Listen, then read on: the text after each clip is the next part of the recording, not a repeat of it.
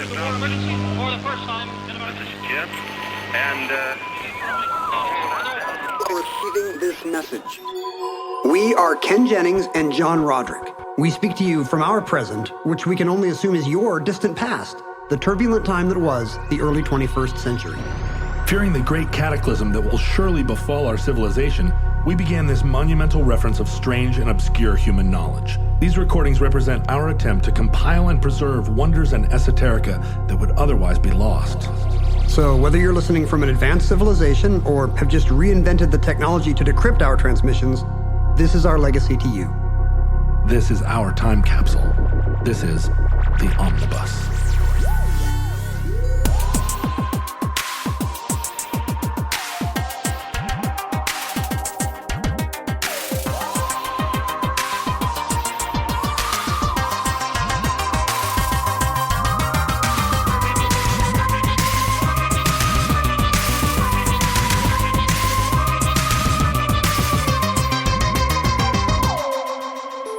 You have accessed entry JG1601, certificate number 49605. The Winchester Geese. We should do one another favours, Frankie, you and me. Why don't we start by you doing me one? We got back from Belgium a week ago or so. You and me? Know. Yeah, you and me just got back from Belgium. I maybe I'm losing my mind, but I don't remember a thing about our trip. No, my family and I got back from Belgium. Oh, I see. As you know, because we bought you chocolates. Yeah, at the airport. No, at the we were running for the Eurostar. We took the train. So on the way home, it was fun. We saw Bruges. We saw World War I stuff. We saw caves and castles. And we went to Luxembourg for about an evening. It's like a train set, isn't it? Luxembourg's amazing. Yeah, it like is. The way the city is on that ravine. Yeah, it's fantastic. really cool. I think people who don't live in Luxembourg or surrounding the surrounding area don't realize what a great little duchy it is. I was sitting we were having dinner at this restaurant in Luxembourg, and this guy comes over and says, "Hey, it's hard with Alex Trebek gone, but you're doing a great job." And I was thinking, is this the only Jeopardy viewer in Luxembourg? He was a Luxembourgian? That can't be right. Luxembourgian? He was not. He was an American tourist. There you go. But even so, what are the odds that he's just... That there are American tourists in Luxembourg? Well, there's a Jeopardy viewer sitting across from me at a restaurant in Luxembourg, of all places. Oh, I see. I think if he were telling the story, he would be able to say, what are the odds? Right. But you? Well, sure. I'm a better story than he is. Yeah. You're a celebrity who is in the world. Let's listen to his podcast and see what he thinks about that. No, that's the problem. I don't want to listen to his podcast. On the way home from Belgium, I told you we took the Eurostar because we were going to stop in London for a few days. We're big London heads. Belgique. But you had to go through France. You don't, in fact. I mean, maybe subterraneanly? Yeah, oh, you do, actually. The train does cut into... France. But you might be underground at that point. Are you? No. Maybe. There's no separate tunnel to England from Belgium. Well, you don't have to go through Paris, certainly. But there's more to France than Paris. Sure. But were we, going through the Normandy countryside? Maybe. Where does that... I don't know where that train line enters the... Do you think it's possible that you were channel. in France and thought you were still in Belgium? I think that it leaves... I mean, you're going so fast that who really cares, right? And that's right. Well, and also, what's the real difference between France and Belgium?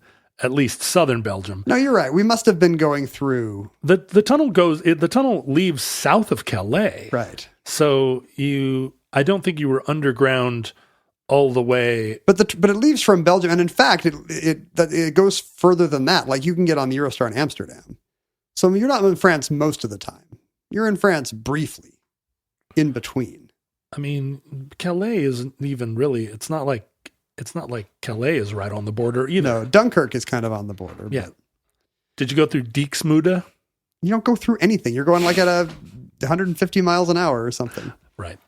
It all looks like Belgium and or northern France, is what I'm saying. I see what you're And saying. before we got on the train, I got you a thing of chocolates because I realized I appreciate it. you had driven me to the airport. I did. I don't mean to be ungrateful. Although, from what I understand, you got boxes of chocolates for people that didn't drive you to the airport too. You got the same box of chocolates that my mom did, and she watched our dogs for like 2 weeks. Oh, okay. All right. Your hourly rate is so much better. Because the thing about you driving me to the airport is you live 13 minutes from the airport. If I'm in the same category as your mom, then I feel that's about right. I think that's appropriate.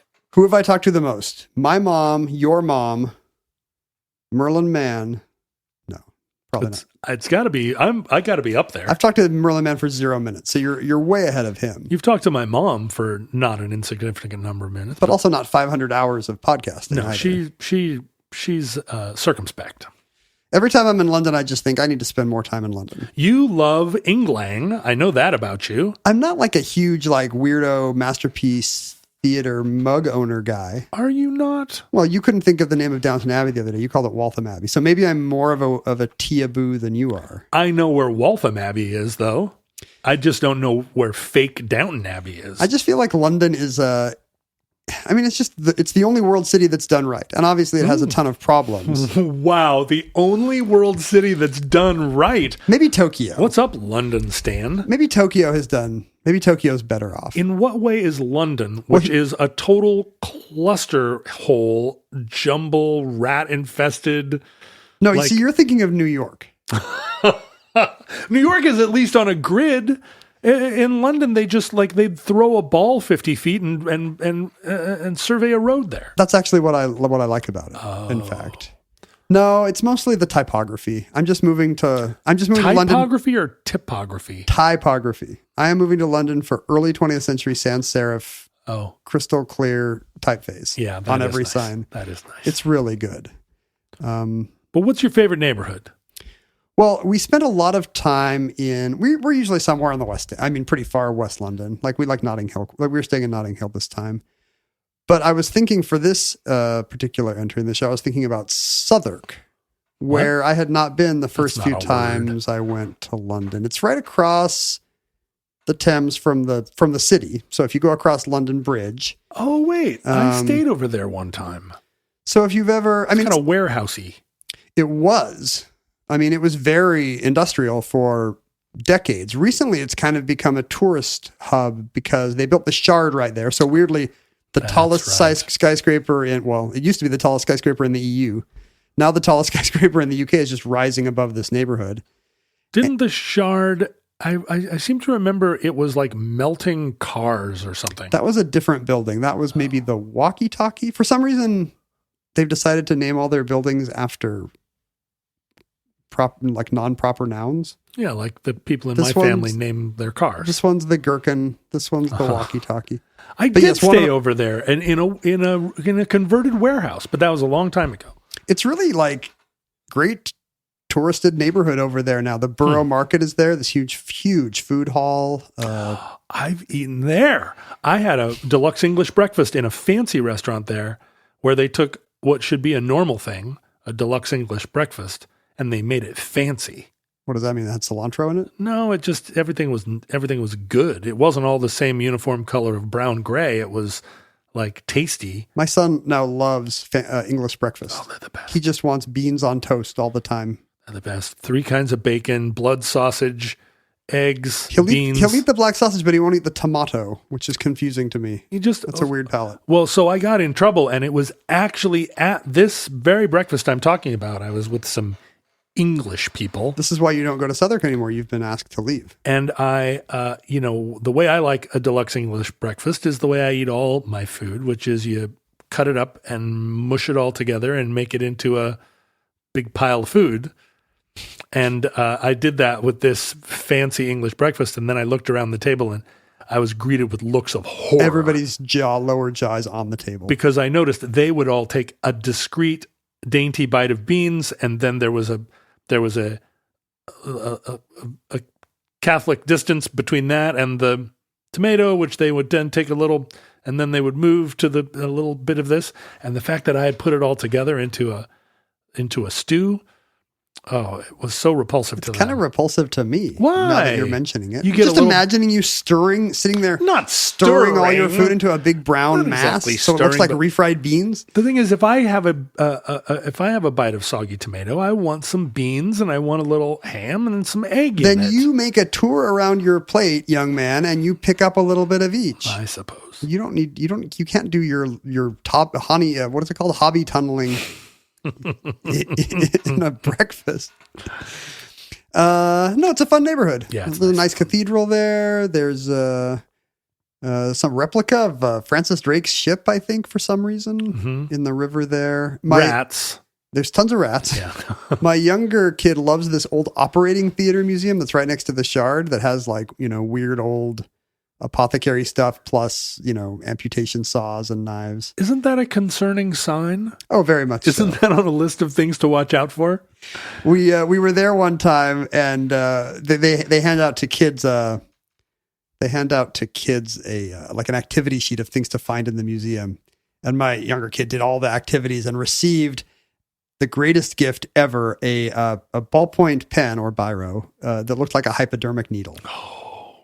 And I want one. And was so happy to have it. And and then lost it. And so when Mindy and I went back to London a couple of years ago, she went to this operating theater museum just to get one of the pens.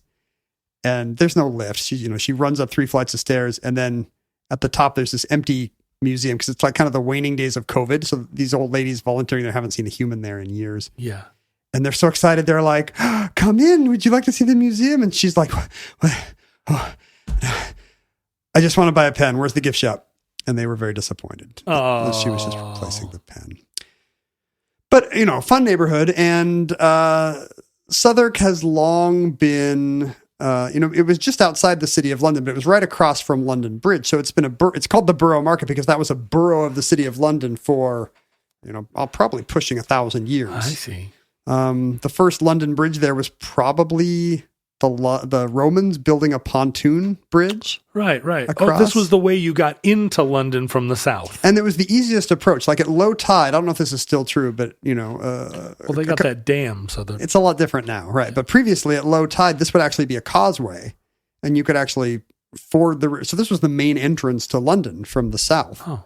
But of course, that meant it had to be fortified, and that's where various London bridges were built, and in some cases, then later shipped to Arizona. Mm-hmm. Maybe that could be an omnibus. Why at some has point. that not been an omnibus? Maybe it's too obvious. Yeah, low hanging fruit. Yeah. The myth, by the way, about that guy thinking he was buying Tower Bridge is not true. No, you would have to know. You would have to know, right? They would have to disclose it on Zillow. You'd have to see this is not Tower Bridge. Look, it doesn't have any of the points. But talk about your all-time. He's the gauche American millionaire from an Agatha Christie book. I'll buy your London Bridge. Hey. What do you want for it? It's not falling down, is it?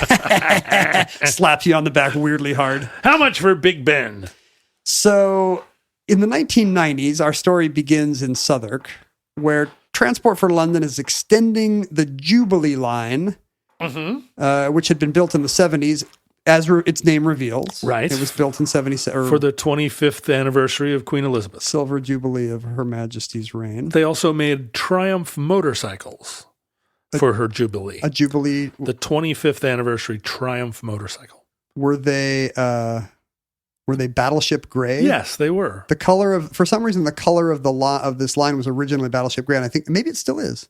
Yeah, I think it's still dark gray because of that's a version of silver that reads on a subway map. Exactly. Yeah, they were silver and they had British flags on them. I bet you Land Rovers, I bet you everything that they make in England, they made a gray version of it or a silver version. Do you think the Queen to celebrate ever rode one of her Silver Jubilee Triumph motorcycles around Balmoral? She was pretty sporty up there. Sure. Yeah, it's possible. We were there. When we were there this summer. It's her, as you know, it's her Platinum Jubilee. Oh, right. It's her 100th anniversary on the throne. Same color, basically. What are they going to do now? Purple, apparently, is the color. Oh. They have decided royal purple is what they're going to use. I like that. So the moat of the Tower of London is full of wildflowers, largely purple. Well, it seemed like many of the royal gardens had purple plantings everywhere. And they had just opened a new subway line. She's been on the throne so long that she has her second Jubilee subway line. There's now the Elizabeth line it's a train line, but it's underground rail through London all the way from Paddington in the west out to whatever that station is called in East London, Liverpool Street in East London. So Is this a useful line, or did they just build it to celebrate her and no one will ever use it? I think it's pretty great. Like you can get you can get from anywhere in London to Heathrow in half an hour, 40 minutes on the only place you would want to get. You have to get out of the country. Every time I'm at Heathrow, I remember that scene in Get Shorty where Dennis Farina gets asked anything to declare, and he's all beaten up, and he says, "Yeah, don't go to England." So my wife gets to hear that joke at every immigration and customs line. You don't actually do it. Well, I say it to her. I don't say it to the guy. Oh, I see. I've never said it to the guy because, you don't want... No, they don't want to get pulled aside. They don't want funny interactions because that's when they get a supervisor, when they have a funny interaction. So were you there for any Jubilee events, or is that in the fall, or when? I think they had already done when was the coronation? The spring?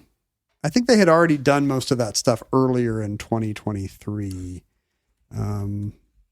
Because remember it's not yet 2023. Earlier in 2022. Oh, well, she was crowned in June of 1953. Yeah, so I guess that's all. Is that stuff all coming? Well, it's not yet. Oh, I see. In 53. But she acceded to so here's the deal. She accedes to the throne instantly when her father dies in February 52. I think that's why most of the Jubilee stuff happened earlier this year. They wanted to get it done before she died, and they weren't sure she was going to make it to June. Well, I was looking a little iffy. Remember they had that hologram of her in the coach? Or they just had, they said some version of her waving in the coach, but it was like a cardboard cutout. It was just a high, yeah. It was somebody wearing one of those paper masks that you can buy in Leicester Square souvenir shops. The Jubilee line was being extended all the way out to Stratford, not Stratford upon Avon, but the Stratford neighborhood of, east of London. And in order to do that, they needed to install an electrical substation in Southwark on the south bank of the Thames. And as Transport for London is going in to build their substation, the Museum of London says, whoa, hold on. We think this is actually, there's plenty of evidence this was a Victorian cemetery. Oh. So that doesn't mean you can't desecrate it. Apparently what that means is the Museum of London got 6 weeks to go poke around first. Right. Before they built their site. Pre-desecration. And I think the substation basically got built next door. So most of the cemetery is still there, as we shall see. In 6 weeks, they poked around and found 148 skeletons, and they estimate that's less than 1% of the well over 10,000, somewhere between 10 or 20,000 bodies. How big is this space, and what is occupying it, if not a operating cemetery? It is very small. And the bodies were really packed in. Like stacked? Basically, stacked in every axis. More than half were children. So this was a pauper's cemetery? That's exactly right. Everybody's in a cheap coffin if they're in a coffin at all. All the bodies at the Museum of London, virtually all showed signs of various kinds of vitamin deficiencies, scurvy, rickets. Also, many had syphilis, many had smallpox, many had TB. There are no records of who any of those people were because, as you say, this was a pauper cemetery. This is where you were buried if you either were not worthy of a churchyard in some periods of history or couldn't afford a plot in other periods, or both. If you couldn't afford Kensal Green in Victorian London, you might end up here. And it was the rediscovery of what had historically been known and what is still known today to visitors as Crossbones Graveyard. Most of the adults found in the pauper cemetery were women over 35. And in fact, the tradition of this being a women's cemetery goes back at least to the 16th century. So we're now well before the Victorian times when most of these bodies came from.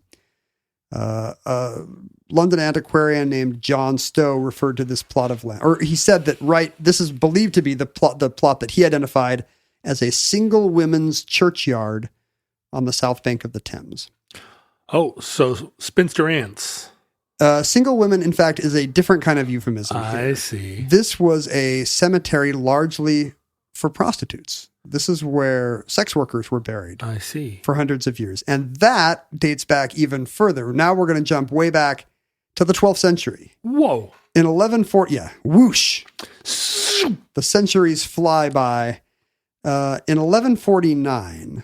Henry of Blois You say that with a lot of contempt. Well, the Blois weren't great. Of all the ruling houses of England, the Blois did not stick around much. There's King Stephen I, and you don't even call him Stephen I because there was no Stephen II. There was one Blois, King Steve, and that's it. Then it's, Plantagenets all the way. He bought a parcel of land there opposite the city of London, thinking of putting a residence there. He lived out in Winchester. He was the Bishop of Winchester, which today we would think of as a London area place. But back then, 60 miles was 60 miles. And for his affairs in the city, he wanted to live closer to the city of London. This would be right opposite London Bridge, prime real estate. Except overrun with rats. Well, of course it's overrun with rats. But back then, you didn't even put that on the listing. Oh, right, sure. Because every place was overrun with rats. He was the Bishop of Winchester, and this, as a result, his estate there came to be known as the Liberty of Winchester. Huh. I don't know in what sense it's a liberty. I guess he's at liberty there. Right. Nobody else is. It's his land. He's a libertarian. Probably. He was like, hey, and that's actually what happens. This is outside the city of London, and because it's been granted to him by the king. It's his own little fiefdom. It's not under the jurisdiction of the county of Surrey either. It's nobody but his, which is kind of what gives it its unusual character. In addition, by the way, it later came to largely be known as the Liberty of the Clink, because that was his prison. The bishop's prison would be there. Bishops back then were not just ecclesiastical leaders; they also had broad social and political power.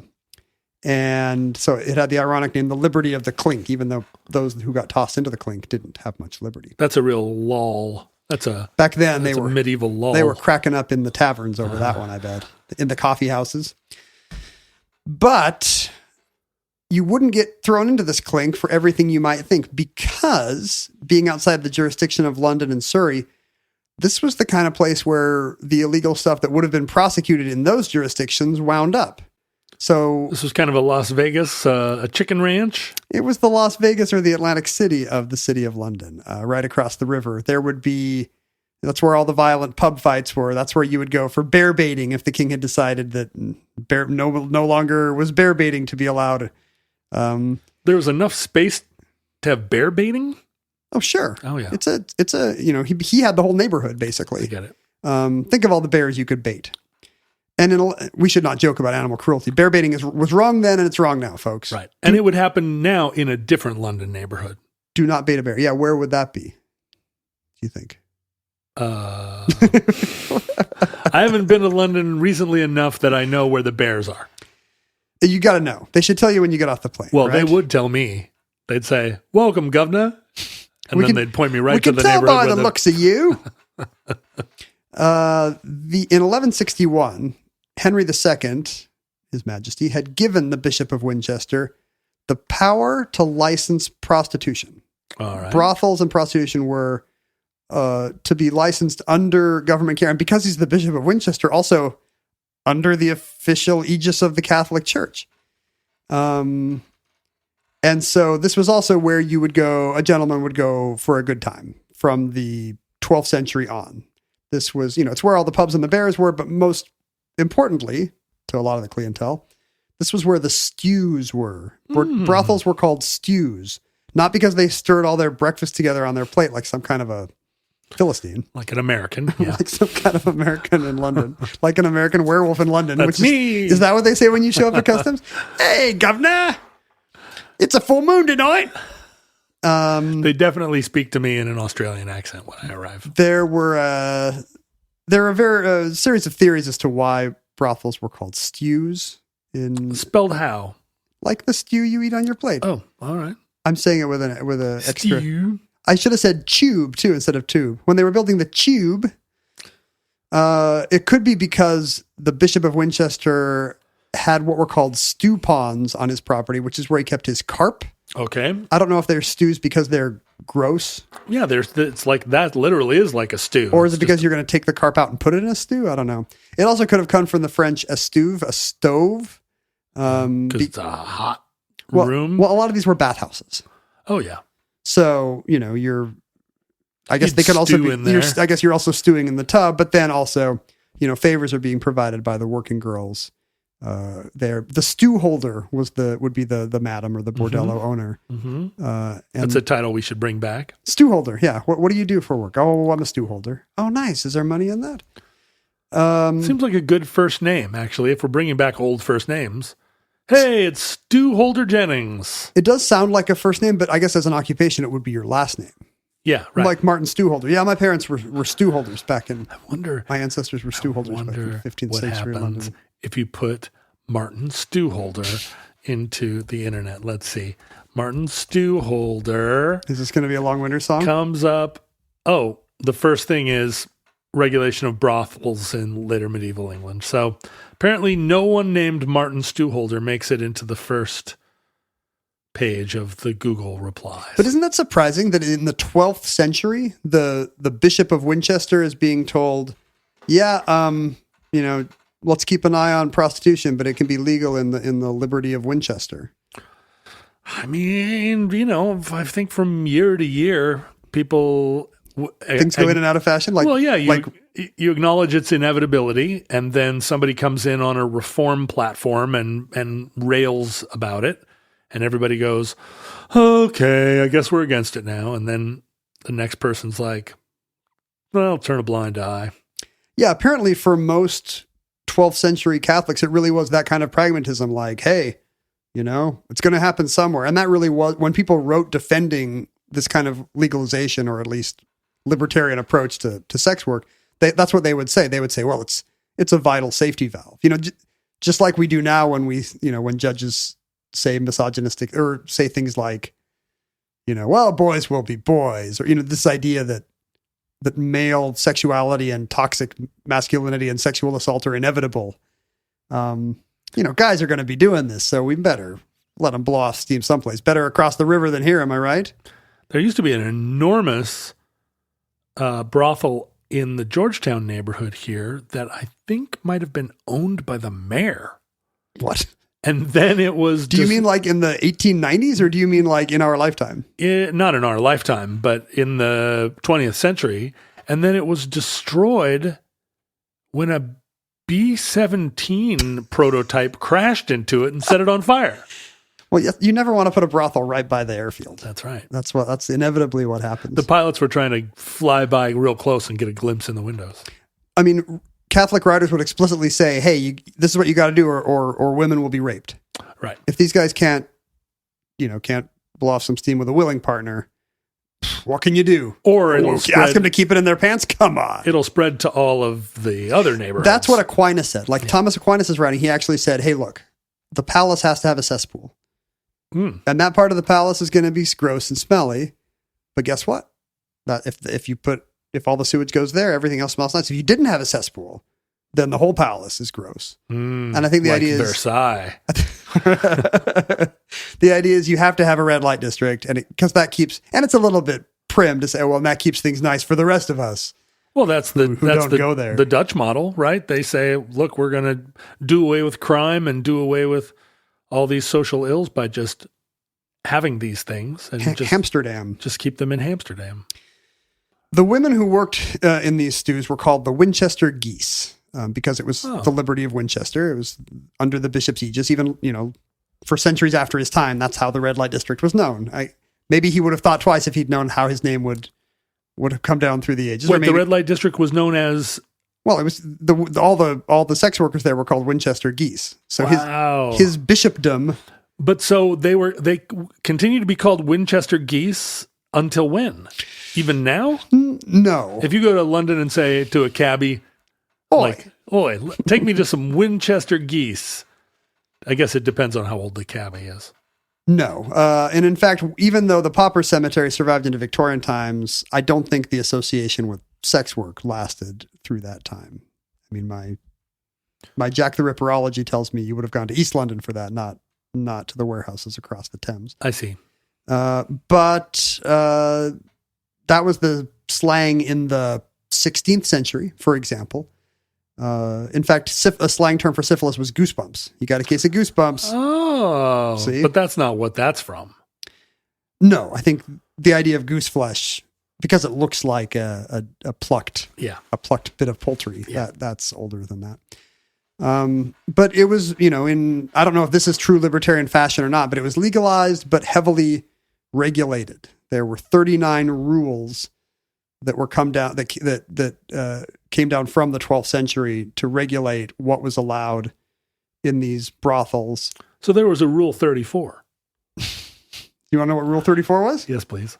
No man in the liberty to cause an assault by breaching these rules. 3 shillings and 4pence if you attack a prostitute. Oh, well, that's different than the contemporary usage. Maybe Rule 35 should be Rule 34. That's no whore to wear an apron. Uh-huh. What? What if that's your thing? What if you're like... Yeah, what if Rule 34 says... Yeah, put on an apron. That's what, I've got a Marge Simpson thing. No, because respectable women wear aprons. A lot of these rules are kind of...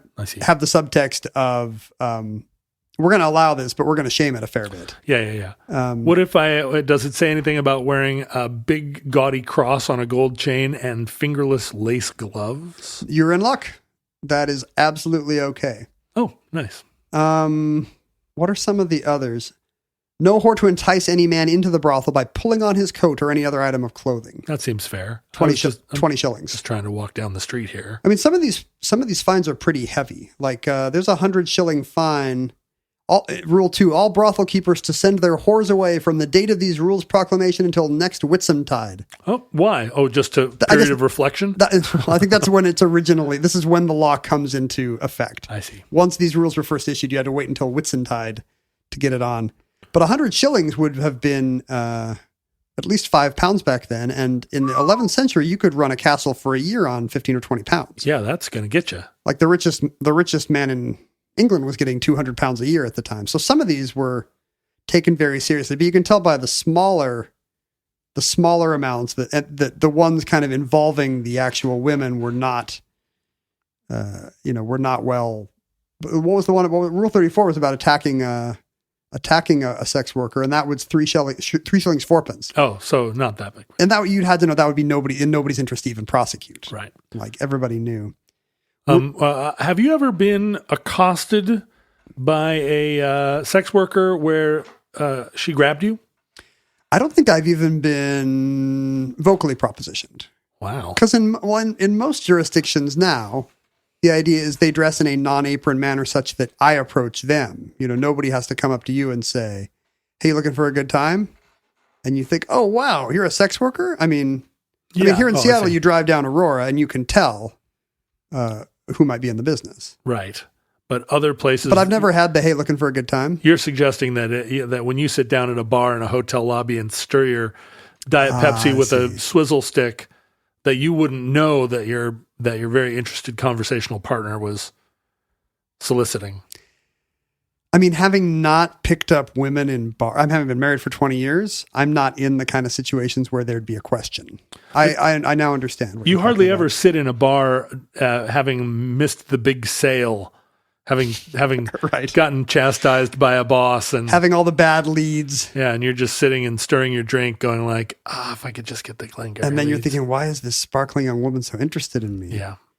No, you never think that. You assume she's going to be interested in you.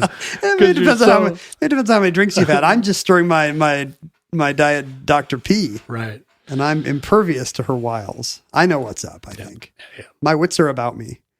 No brothel keeper to employ general staff beyond his wife, 1 washerwoman, and 1 ostler. What? A lot of these are just general industry regulations. Well, what happens if you expand? What happens if you build out? Yeah, it's really gonna overwork your washerwoman. Not to mention to say nothing of your ostler. What about 3 washerwomen and 2 ostlers? What would happen? What's the fine? 3 shillings? I want more on Rule 9. All whores to wear some agreed garment indicating their profession. So there's the equivalent, but not an apron. But that's what I'm talking about. Like wear something. So for you, fingerless gloves and a big gold cross, I guess. If you put in ostler into the internet, you get a Swedish rock musician and singer named Pelle Ostler.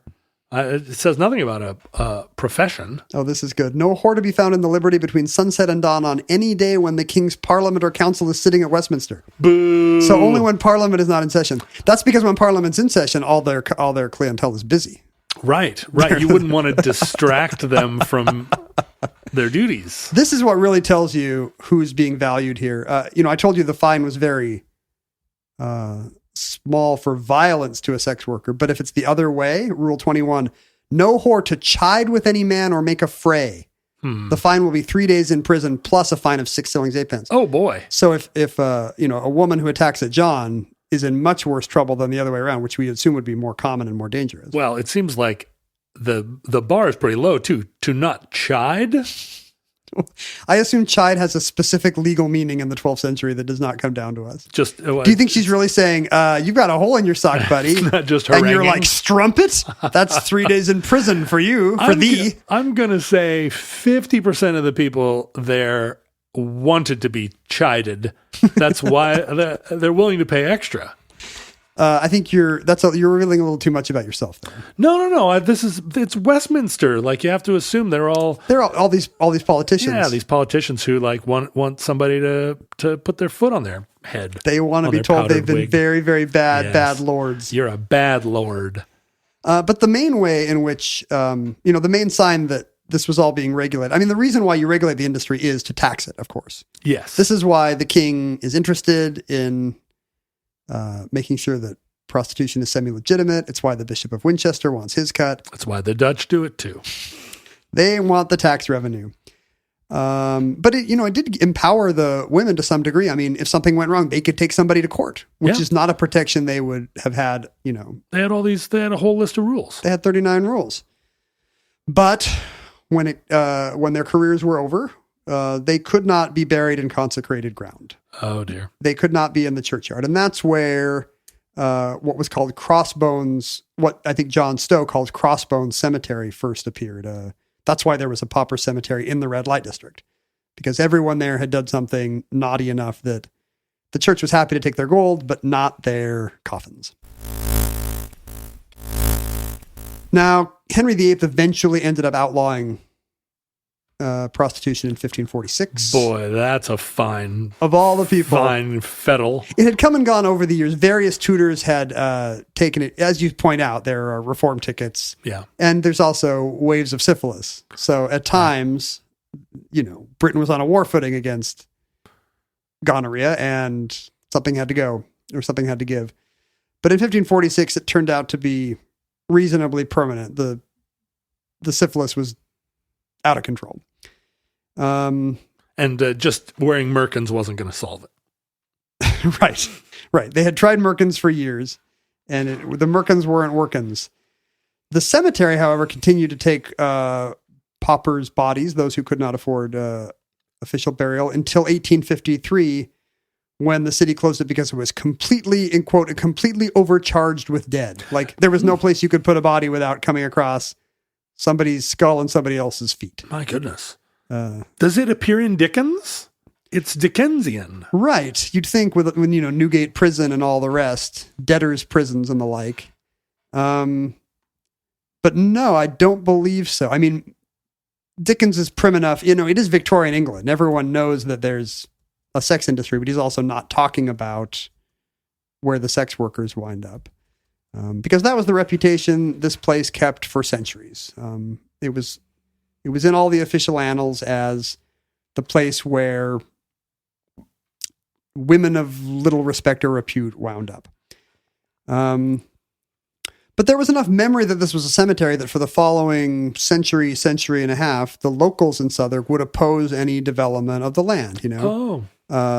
People would try to put up a warehouse or something there, and there was still an institutional memory. Yeah, the neighbors would push back and say, "No, there's thousands of people there." It was briefly used as a fairground. There's some evidence. A lot of this history comes to us from a local playwright named John Constable, no relation to the landscape painter, but was kind of a writer and oddball who, in the 90s, wrote that he had been visited by a personage he called the Goose. Okay. The spirit of a 16th century prostitute. But he lived in Wales. Or did he live right there where she was wandering the grounds? No, he was from Southwark, or at least was living in Southwark at the time. And this must have been in him. He must have been one of these guys who feel a kind of a Batman-like level of stewardship over their streets, their neighborhood, their city. Because once he had been visited by the Goose, he said the Goose then stayed with him and talked with him. Well, ever since he's still alive, and he renamed himself John Crow and called himself the urban shaman. Oh, wow. Of Southwark. And so he walks the night. He believed he had been appointed. He's not a superhero, but he's like a quasi-spectral guardian of the ghosts and the spirits and the legacy and the historical heritage of Southwark and all the souls buried there. Did he sew himself a costume? I can only imagine. What does he call himself? John Crow. John Crow. Although that seems like something everybody is going to call themselves. John Crow, London. Apparently not aware that he's becoming a Neil Gaiman character. He rechristens himself the urban shaman of Southwark, and in fact writes a series of plays. He's a poet. In the pictures I see of him, he's dressed as an eccentric, but he's in a quarter zip most of the time. Okay, I see. He's in a jumper, as they would say, right, in Southwark. Right. He seems like a dad. Oh, but here's a picture of him. I think he's acting out his own work here in this picture. He wrote a series of mystery plays, a kind of a medieval drama form about the history of Southwark over the centuries. He's fairly handsome. He was then. Oh, he's good looking now. His hairline's receded, but he. If I were a goose, I would find. You would? He is the gander that it would be as good for. Wow. Well, I hope he's listening. John, that's quite a proposition. His series of mystery plays, the Southwark Mysteries, became quite popular, and because Shakespeare's Globe sits at the edge of this neighborhood, that American film impresario built a recreation of the Globe. But is that where it was? I don't think so. No. But he built it Thameside, kind of right between Waterloo, the cultural stuff closer to Westminster Bridge and Waterloo Bridge. And it's it's closer to the Southwark side of that town hall or whatever it is. He built a scale model of Shakespeare's Globe. I think you're right. It's in the wrong place. And they've presented his mystery plays. The idea is just to give all these voiceless people from the past monologues, speak in their voices and tell their stories, imagined, or if you believe that the goose is a real harlot's ghost, to paraphrase Norman Mailer. Right. She's dictating. She's telling him her stories, and he's passing them along to sold-out audiences in the Wooden O. And thank goodness a middle-aged white guy has come in to interpret for us. Who else would be a better urban shaman of what is sure to be a diverse neighborhood? The stories of the disenfranchised have found a voice. A series of neighborhood stewards have kind of taken up his movement, kind of in the vein of the, what are they called? The guardian angels, the raccoon wearing. Right. They're not beating up muggers, but they are also putting on, fluorescent yellow vests and... and channeling 600-year-old prostitutes? They're caring for the garden. This place, this Crossbones Cemetery, has since kind of become a decades-long tug-of-war between the locals and now all this group of it's kind of a locus of Venn diagram or intersection of pagans. Yes, thank goodness. And also modern day sex workers who see this as kind of a shrine to their history and, kind of a not hallowed at the time, but should be consecrated ground. No one knows who they were. Exactly. Or what they were doing. And we have a pretty good guess what they were doing. Yeah. Given the elaborate woodcuts and engravings. So has nothing ever been built on this plot? Has it been a park this whole time? An open ground? It can't really be developed either as a park or as anything else. The Jubilee line put its electrical substation, over to one side, but it's still a fenced off area that, Transport for London would like to keep people out of, but that all these people would like to visit and have their Halloween masses at. Sure. So there's kind of been an uneasy piece on the outside of the, we visited it a couple times. We visited it last week or, a few weeks ago. On the outside of this chain, of this iron grating fence, what do you call that? cast Chain iron link? fence. It's not. It's not chain link. I see what you're saying. It's yeah. a big spiky iron lattice. People hang. It's become a shrine to marginalized and forgotten people of all kinds. Especially women and especially sex workers, but more broadly, all of the above. So it's now covered in. If you look for pictures of the Crossbones Cemetery, you'll see this fence just covered with teddy bears and balloons, streamers, ribbons, painted rocks, self-penned poems, weird manifestos, probably, that get left there as if it were the site of an accident or a public mourning. Yeah, right. It looks like the fence after Lady Di. Yeah, outside Buckingham died. Palace or Yeah. outside Kensington Palace, right? And it's actually started to receive some kind of semi-official status. In 2006, the Southwark Council put up a plaque there, paying tribute to those forgotten paupers and especially sex workers buried there. The outcast dead, rest in peace. And now there's been arrangement for a group of volunteers to set up a little garden there, and you can, it's open in most weekday afternoons, so you can tour the site and see, whatever kind of art installations, kind of self-directed outsider art has been put up there. Beehives and wasp homes and stuff like that too, to pollinate the garden. There are some incredible photographs as they were excavating, because they ended up putting that substation. They did excavate a certain amount of the graveyard of just bones just stacked like so that it forms a mass. Tight quarters. Yeah, really incredible. Not a good place to hobby tunnel? Is that what you're saying? No, you'd be up against it, hobby tunneling through here.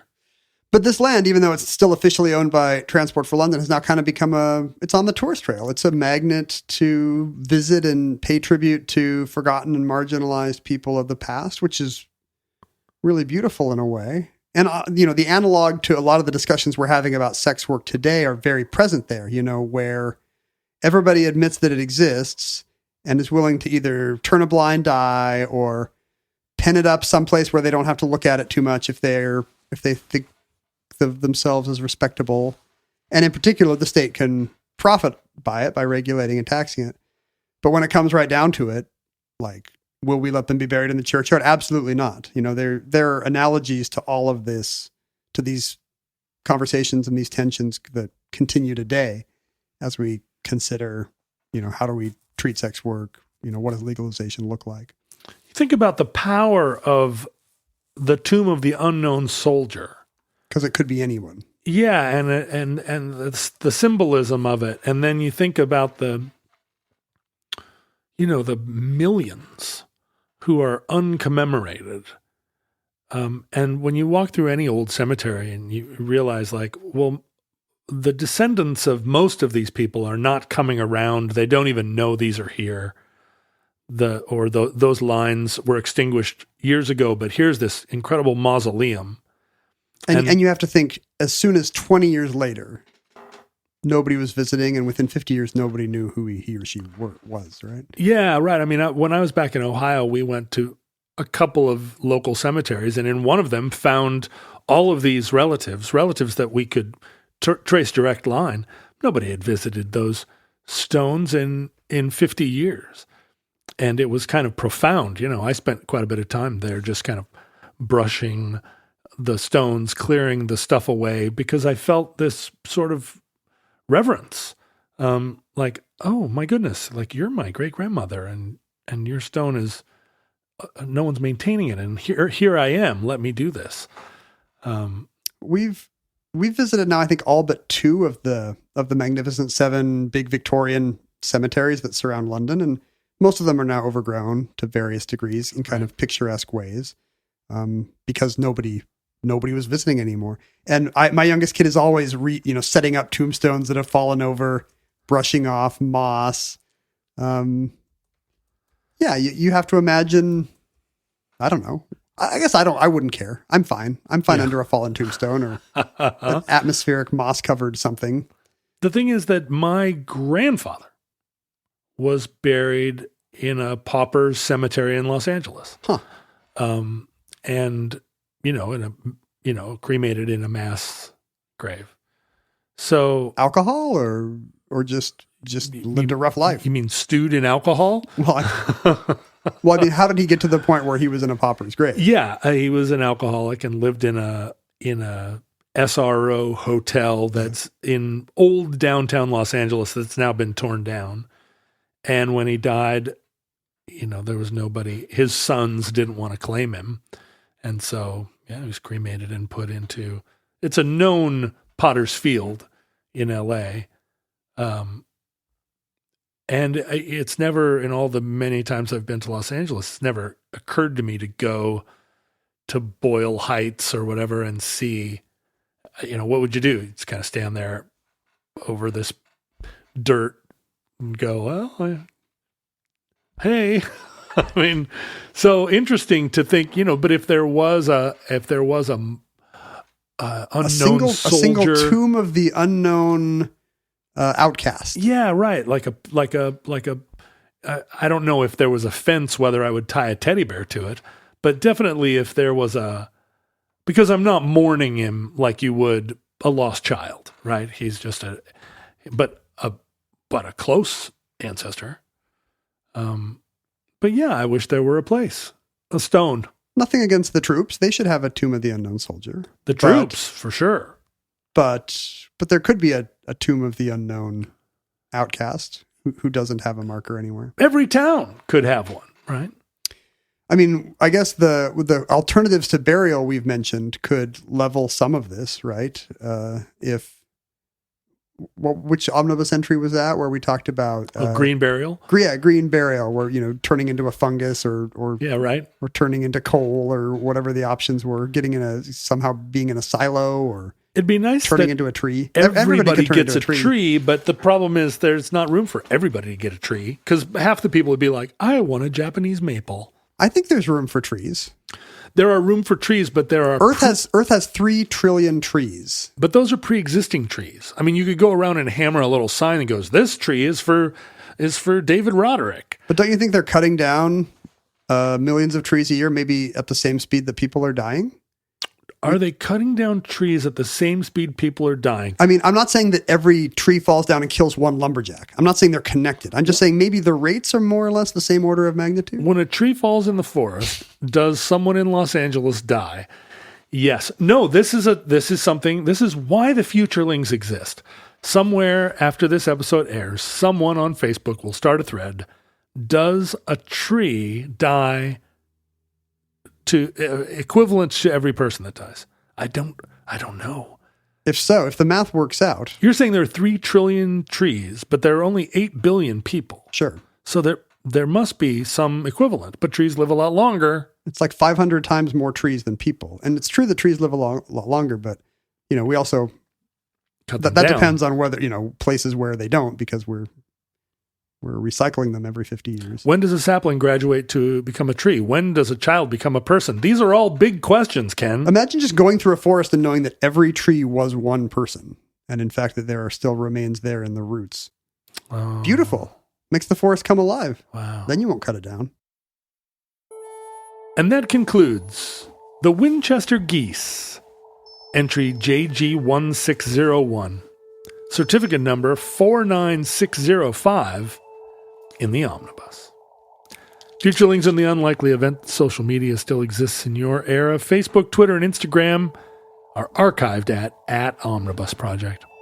Our handles were at Ken Jennings and at John Roderick. Our address for email was theomnibusproject@gmail.com. If you have a message for Mindy Jennings, you can write her there. theomnibusproject@gmail.com, CC Mindy Jennings. I don't know if Mindy reads that much of it. She reads the ones that are like housekeeping stuff. She doesn't reply to people. She's like, where's my Hassenpfeffer? Yeah, she's always saying If you want to hang out with other Futurelings and see the results of our tree to human death comparison, go to Facebook or any other social media site and look for Futurelings. It's spelled with an E, Futurelings. Remember, Futurelings starts with FU. If you want to send us some mail, you can send it to P.O. Box 55744, Shoreline, Washington, 98155. If you want to send us weirdly sized mail that you're afraid they won't put in a P.O. Box, send it to 18336 Aurora Avenue North, Suite 105, apartment 55744, Shoreline, Washington, 98155. I see you over there with a pile of mail. What do you got? I have someone very angry at me because I have spoken disparagingly of the city of Stockton, California. You don't want to get those people mad at you. Although he thanks me for not saying anything derogatory when Stockton came up in the Sovereign Citizens entry. But he says, CJ says that every time I mention Stockton, he's going to send me something positive about Stockton to let me know what its positive aspects are. Oh, and the one thing is that pavement is from there. Is there another thing?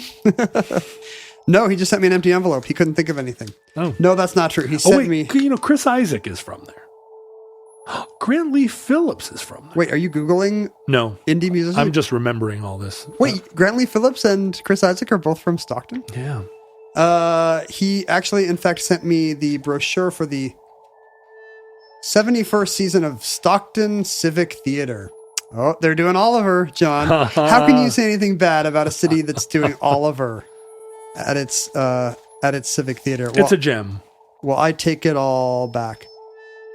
Oh, no, it's more than that. It's no Bakersfield. I think Stockton Civic Theater was the plaintiff, I believe, in a historic California decision that allowed community theaters to identify as nonprofits. Oh. So think how much bad community theater has benefited from the Stockton Civic Theater I think we in ought 1962. to tax the churches and not tax the community theaters and see if it makes the world a better place. I look forward to Ken's upcoming recanting of any and all negative comments about Stockton. Well, maybe we ought to do a show on Stockton, California. There's so much to talk about. There's a 10,000 Maniacs song about Stockton. I'm trying to think of something nice to say about it. Well, it's not Bakersfield is the nicest thing you can say about it. That's what they put on the signs as you drive into the city. I mean, there's Chico. You could compare Stockton to Chico. Okay, if I have this right, is this... Wait, nobody wanted... I don't know. Oh, I guess I said compare Stockton to Chico, and she thinks that... Okay, if I got this right, this is from Lisa. I answered some questions for her third grader's report. My teacher laughed at the comment about anything but World War II. I don't think I remember what that was. I was the only kid in my class who had an interview. Well, good job, John. Not you, but John here. But Lisa, apparently John's mother, wanted to include a token of her appreciation. And it looks like, I think this is from her, a little padded sign of the kind you might hold up at an auction to show that you were voting. Oh, look at that. But one side says compatible with Marxism, and the other side says not compatible with Marxism. That is a custom-made and beautiful sign. It's lovely. I wish sometimes that this was a video podcast, because that would be a great prop. Imagine holding this up for an instant ruling, like a compatibility with Marxism umpire.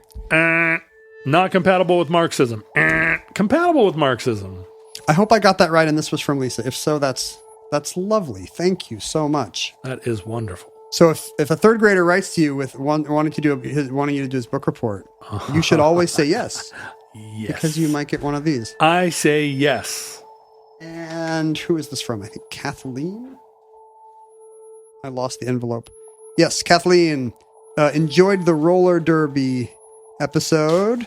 Wants us to not forget that Kansas came out City. Not that long ago. No, we're a little close to the bone right now. We're only like 3 weeks ahead. Don't forget Kansas City Bomber starring Raquel Welch. I've never seen that. Me either. But Kathleen must be a local roller derby supporter or even participant. Here in Seattle? Yeah, because she sent us Rat City Roller Girls collector's packs. I think these are trading cards. Well, it may surprise you to learn that I, just yesterday, was in the great city of White Center, otherwise known as Rat City, and was at the skate rink because we had a Montessori school skate party. And so I did many, many laps. And let me tell you, that is a rough floor on that skate rink. It has seen some roller derby. There's still blood on the carpet. And it's connected to a bar that's like a true white center roughneck bar. And all of the servers are on roller skates. Some of these are really good. Carmen Get Some. That's good. L Incarnate. Okay. Georgia O Grief. Oh yeah. I like the ones that are all, some kind of feminist icon, but they've messed with the name. Thank you so much, Kathleen. We will try to collect full sets. We have the Grave Danger pack, the Derby Liberation Front pack, the Socket Wenches pack, and the Throttle Rockets. These must be, are they different sub-teams or squads? I don't know how this works. I don't know, but my kid is going to be thrilled. Betty Ford Galaxy. Thank you, Kathleen. And if you want to support the show we've already told you how you can support the show by sending us roller derby trading cards. But if you want to support the show without getting off of your computer, support us on Patreon. Your generous contribution helps us maintain the show and produce the show. And it entitles you to many goods and cheese. So go to patreon.com/omnibus project and make a donation to the show. Listeners, from our vantage point in your distant past, we have no idea how long our civilization survived. We hope and pray that the catastrophe we fear may never come. If the worst comes soon, this recording, like all our recordings, may be our final word. But if Providence allows, we hope to be back with you soon for another entry in the Omnibus.